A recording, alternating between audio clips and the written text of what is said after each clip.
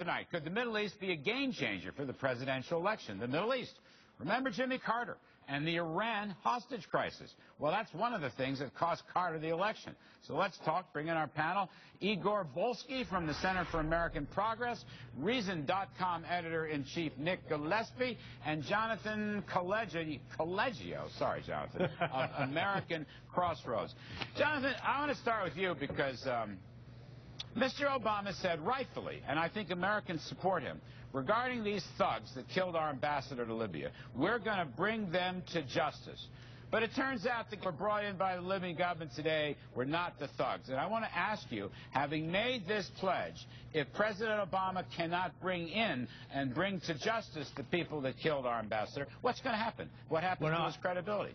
I think you're exactly right. I think what's happened is he's given Mitt Romney an opportunity to make the case that Obama has been asleep at the wheel, or at least not paying as much attention to issues of national security as he could have. Remember, earlier in the week, we found out from the Washington Post that the president doesn't attend the majority of his daily intelligence briefings.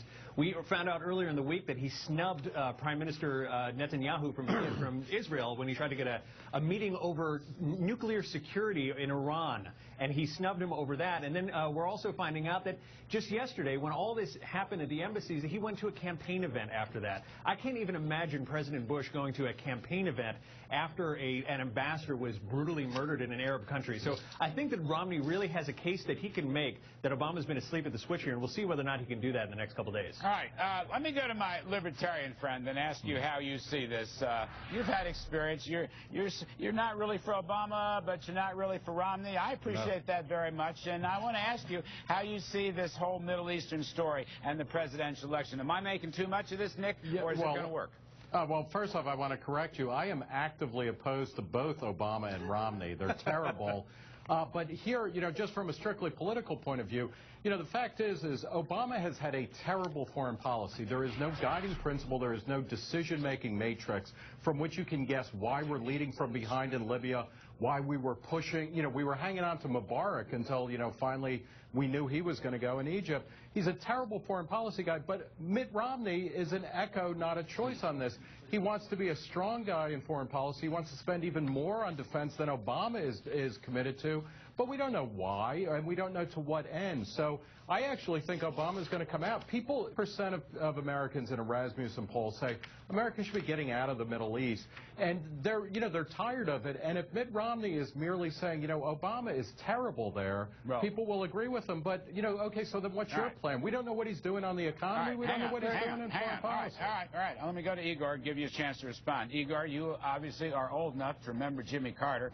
Things in Iran didn't work out so great for Jimmy Carter. I want to see if you see any, because look, I think that President Obama is actually saying some good things. He's trying to get tough on these terrorists. I think he understands that they're linked to al-Qaeda, okay? I think so.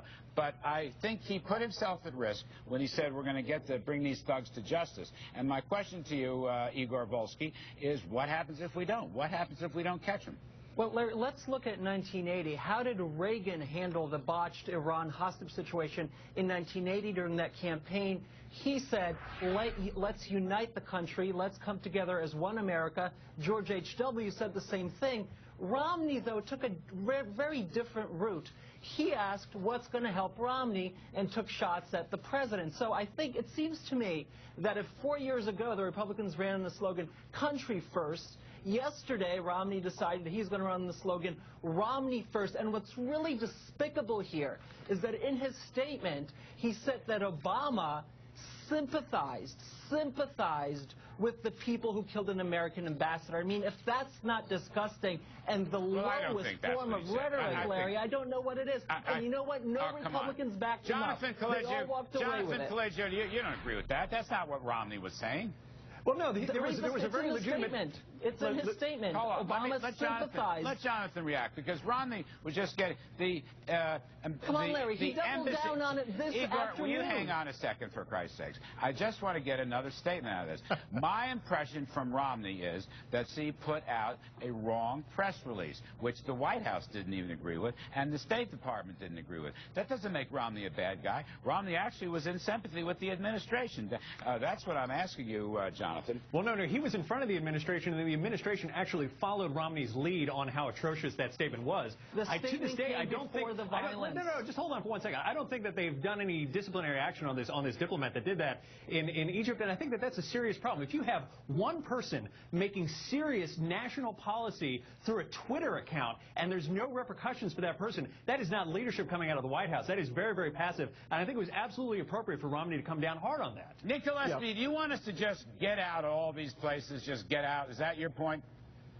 You know, that would be a start, or not to have been there in the first place, but you can't rewrite history. We're inheriting a situation. What is our Egyptian policy? What are we supposed to be doing there on a day-to-day basis? In Libya, I don't think we should have been in Libya in the first place. A blatantly unconstitutional act of war that Obama led us into. He's worse than Bush on this, which was inconceivable. But I get no sense of what is the next step that Obama does other than apologizing for hurt feelings in the Muslim world for a movie made by people who have nothing to do with the United States government. And I don't know what Romney is going to do. Is he just going to bomb Iran now? Romney made a very... That would get us out of the situation. Well, of course, Igor Volsky, one thing that Romney might do is not destroy the defense budget, which is what President Obama is doing. No, you're wrong. You're wrong, Larry. You're wrong here. Larry, you're wrong here. I mean, the cuts that you're talking about, the Budget Control Act, the cuts that Ryan also voted for, we got to figure out how to deal with the sequester, but that's something that Congress and the President have to deal with. And another $500 billion before, Igor. So that's $1 trillion. Listen, you talk about the foreign policy of Obama. I wonder where Romney is on this whole thing. What was done differently? He hasn't laid it out. He uses catchphrases, peace through strength. There are no other details. In fact, I was very surprised. He had an event in Virginia, I believe, today, mentioned the unrest in the Middle East, maybe in a 2-second soundbite, and moved on. Certainly would have seen him making apologies for American politics. There are no apologies. Igor Volsky, Nick Gillespie, and Jonathan Collegio, I appreciate it very much. Sorry to run out of time. That's it for tonight's show. Thanks for watching. Go Fed. Go Fed, man. $500 billion a year. Wow.